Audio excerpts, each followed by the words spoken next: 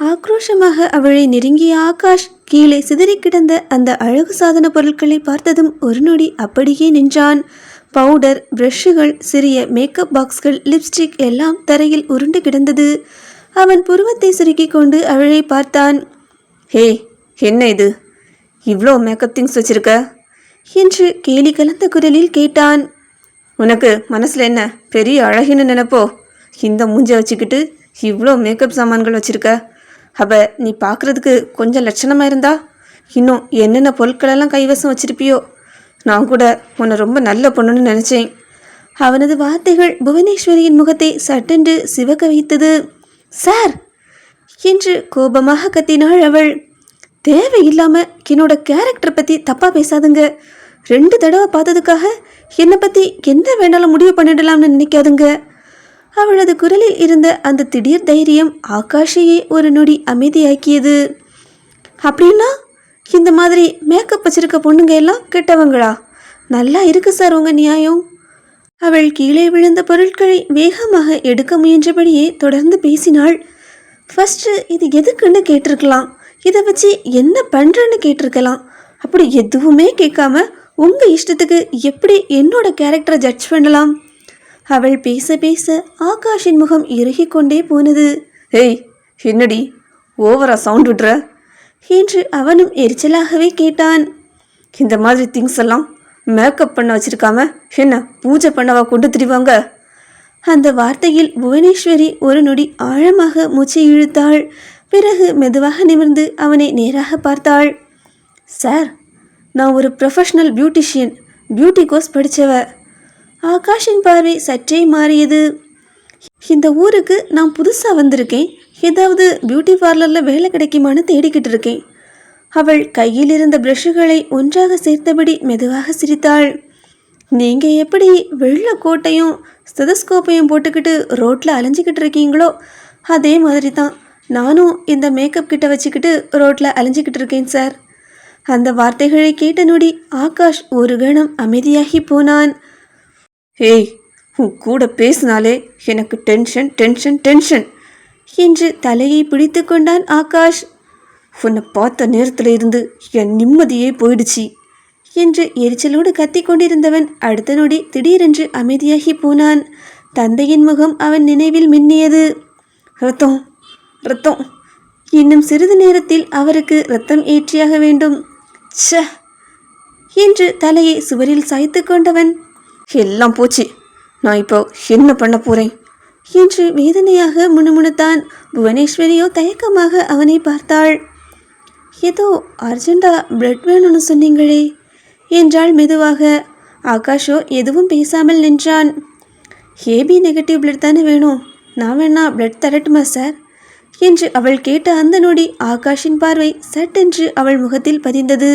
அவன் சில வினாடிகள் அப்படியே நின்றான். இந்த அறைக்குள் இதுவரை பல பெண்களின் இரத்தத்தை வலுக்கட்டாயமாக எடுத்திருக்கின்றான். கண்ணீர், பயம், கதறல்கள், அதுதான் அவனுக்கு பழக்கமான ஒன்று. ஆனால் இன்று ஒரு பெண் தானாகவே முன்வந்து நான் இரத்தம் தரட்டுமா என்று கேட்கிறாள். அந்த உணர்வு அவனுக்குள் ஏதோ புதிதாக தோன்றியது. ஆனால் அவனுக்கு இப்போது அதை பற்றி யோசிக்க நேரமில்லை. தன் தந்தைக்கு இரத்தம் தேவை, அதுவும் உடனே. அவன் மெதுவாக மூச்சை இழுத்து கொண்டான். சரி, ரொம்ப தேங்க்ஸ் என்றான் மெதுவாக. அந்த ஒரு வார்த்தையில் அவனது குரல் சற்றே தளர்ந்திருந்தது. ஆகாஷ் ரத்தம் எடுப்பதற்கான பொருட்களை எடுத்துக்கொண்டு அவளை நெருங்கினான். புவனா அவனை பார்த்தபடியே மெதுவாக சொன்னாள், டாக்டர், எனக்கு ஊசினா கொஞ்சம் பயம். அவன் புருவத்தை உயர்த்தி பார்த்தான். தடவை சார், கொஞ்சம் பயமாக இருக்குது, கொஞ்சம் வலிக்காமல் பண்ணுறீங்களா என்று குழந்தை போல கேட்டாள். அந்த முகத்தை பார்த்ததும் தெரியாமலேயே ஆகாஷின் உதட்டில் சிறிய சிரிப்பு வந்தது. இவ்வளோ நேரம் தைரியமாக சண்டை போட்டவ இப்போ ஊசிக்கு பயப்படுறியா என்று கேட்டவன் அவள் அருகே வந்து அமர்ந்தான். அவளது கையை மெதுவாக பிடித்தான். அந்த தொடுதலில் புவனாவின் விரல்கள் சற்றே நடுங்கின. ரிலாக்ஸ் என்று மெதுவாக சொல்லிவிட்டு ஊசியை கவனமாக இறக்கினான். ஆனால் ரத்தம் வரவில்லை. ஆகாஷின் முகமோ சுருங்கியது. ச்சே, என்ன இது என்று முணுமுணுத்தவன் மீண்டும் முயன்றான். 2வது முறையாக ஊசியை மாற்றி குத்த புவனா வலியில் கையை இறுக்கமாக பிடித்து கொண்டாள். எத்தனை தடவை குத்துறீங்க சார் என்று பாவமாக சொன்னாள். ஆகாஷ் அவளது கையை பார்த்தபடி எரிச்சலாக சொன்னான். என்ன உடம்புடி இது? ஒரு சொட்டு ரத்தம் கூட சரியா வர மாட்டேங்குது. பிறகு அவளை நேராக பார்த்தவன் அவளிடம், நீ சாப்பிட்டியா? அந்த கேள்வியில் புவனா ஒரு நொடி அமைதியாகி போனாள். பிறகு மெதுவாக சிரித்து கொண்டே, நான் தப்பிச்சு வர ஆரம்பிச்சதுலேருந்து ஒழுங்காக சாப்பிடவே இல்லை சார். நான் சாப்பிட்டுட்டு இருந்த சாப்பாட்டை கூட கீழே தட்டி விட்டுட்டு என்ன தூக்கிட்டு வந்தீங்க. இப்போது சாப்பிட்டியான்னு கேட்குறீங்க என்றாள். அந்த வார்த்தைகள் ஆகாஷை ஒரு நொடி அமைதியாக்கியது. அவன் பார்வை மெதுவாக தாழ்ந்தது.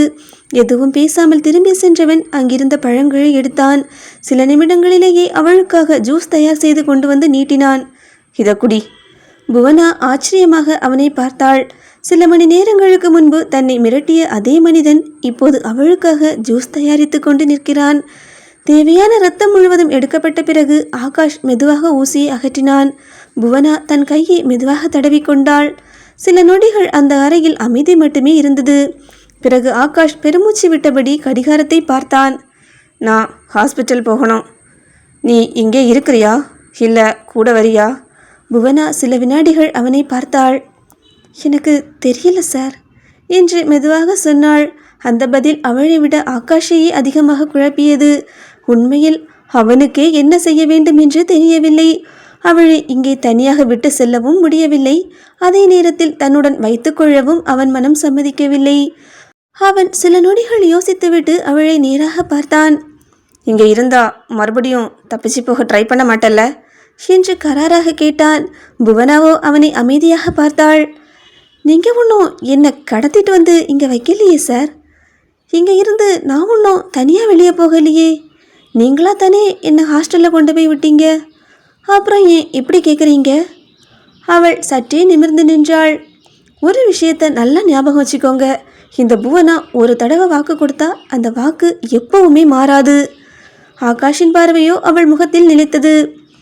நான் உங்களுக்கு சொல்லியிருக்கேன்ல, இந்த இடத்த பற்றியோ உங்களை பற்றியோ எந்த ரகசியத்தையும் யார்கிட்டையும் எந்த சூழ்நிலையிலும் சொல்ல மாட்டேன். அதனால் நீங்கள் பயப்பட வேண்டிய அவசியமெல்லாம் இல்லை.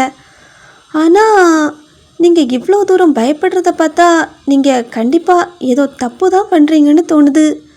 ஆகாஷின் முகம் மெதுவாக இறுகியது. முடிஞ்சா உங்களோட தப்பை திருத்திக்கோங்க டாக்டர். அந்த வார்த்தைகள் அவனுக்குள் எங்கோ நேராக தாக்கியது. ஏய் என்று சட்டென்று அவன் குரல் உயர்ந்தது. என்னடி ப்ரொஃபஸர் மாதிரி பேச ஆரம்பிக்கிற? பாவம் பார்த்து கொஞ்சம் இறக்கப்பட்டா எனக்கே அட்வைஸ் பண்ணுற அளவுக்கு அவ்வளவு திமிரா? அவன் அருகே வந்தான். ஆனால் அவளது கண்களை நேராக பார்த்த நொடி அவனது வார்த்தைகள் தடைபட்டது. அந்த பார்வை அவனை மீண்டும் தடுமாற வைத்தது. புவனா மெதுவாக தலையசைத்தாள். அப்படியெல்லாம் எதுவும் இல்லை டாக்டர். நான் எங்கேயும் தப்பிச்சு போக மாட்டேன். இந்த இடத்துல என்னை விட்டுட்டு போகிறது பாதுகாப்புன்னு உங்களுக்கு தோணுச்சுன்னா விட்டுட்டு போங்க, இல்லை என்னையும் கூடவே கூட்டிகிட்டு போங்க. அவள் சின்ன சிரிப்போடு அவனை பார்த்தாள். எப்படியும் என்னை தனியாக விட மாட்டீங்கன்னு நல்லா தெரிஞ்சு போச்சு. முடிஞ்சா நான் வேலை பார்க்குறதுக்கு ஏதாவது ஏற்பாடு பண்ணுங்க. ஆகாஷ் அவளை மேலிருந்து கீழ் வரை ஒரு முறை பார்த்தான். ஏய், ஏற்கனவே நோஞ்சா மாதிரி இருக்க, இதில் வேலைக்கு போக போறியா? அதெல்லாம் ஒன்றும் வேண்டாம் என்று எரிச்சலாகவே சொன்னான். புவனா உடனே முகத்தை சுருக்கினாள். அப்போ எனக்கு சோறு யார் போடுவா? அந்த கேள்வி வந்த நொடியே யோசிக்காமல் ஆகாஷ் பதில் சொன்னான். சோறு தானே, நானே போடுறேன். நீ கொஞ்சம் வாயை மூடிக்கிட்டு அமைதியாயிரு.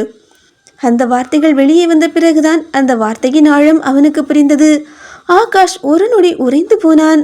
நான் என்ன சொன்னேன் என்று அவனது மனம் மீண்டும் தடுமாறியது. பெண்களை தன் வாழ்க்கையிலிருந்து தூரமாக தள்ள நினைத்தவன் இப்போது அவளுக்கு சாப்பாடு போடப் போகிறேன் என்று சொல்லி கொண்டிருக்கிறான். ஏன்? அதற்கான பதில் மட்டும் அவனுக்கே தெரியவில்லை. அப்போது தற்செயலாக ஆகாஷின் பார்வை கீழே விழுந்து கிடந்த ஒரு புகைப்படத்தின் மீது நிலைத்தது. சிதறியிருந்த பொருட்களுக்கிடையே கிடந்த அந்த புகைப்படத்தை சாதாரணமாக எடுக்க குனிந்தவன் அந்த புகைப்படத்தை பார்த்த அடுத்த நொடியே அப்படியே உறைந்து போனான். அது இப்போது அவன் முன் நின்றிருந்த புவனேஸ்வரியின் முகமில்லை. கரி பூசிய நிறம் கொண்ட தோற்றமில்லை. அலங்கோலமான முகமில்லை. ஆனால் புவனேஸ்வரியின் அந்த கண்கள் இந்த புகைப்படத்திலும் இருந்தது. புகைப்படத்தில் அவன் பார்த்தது, பார்த்த நொடியிலேயே கண்களை கட்டிப்போடும் அளவு பேரழகான ஒரு பெண். தேவதைகள் நிஜத்திலும் வருமாய் என்றும் தோன்றும் அளவிற்கு அவ்வளவு ஒரு வசீகரமான முகம் அது. ஆகாஷின் புருவங்கள் மெதுவாக சுருங்கின. அவன் பார்வை புகைப்படத்திலிருந்து புவனாவை நோக்கி உயர்ந்தது. இது நீயா என்று சந்தேகமாக கேட்டான். அந்த ஒரு நொடி புவனேஸ்வரியின் இதயமே நின்று போனது. புவனா கருப்பழகி இல்லை, ஜமீன் வீட்டு பேரழகின்னு ஆகாஷ் கண்டுபிடிச்சிடுவானோ? நீங்கள் என்ன நினைக்கிறீங்கன்னு மறக்காமல் கமெண்டில் சொல்லுங்கள். கதையோட அடுத்த பாகத்தை தெரிஞ்சுக்க நம்ம சேனலை சப்ஸ்கிரைப் பண்ணிக்கோங்க.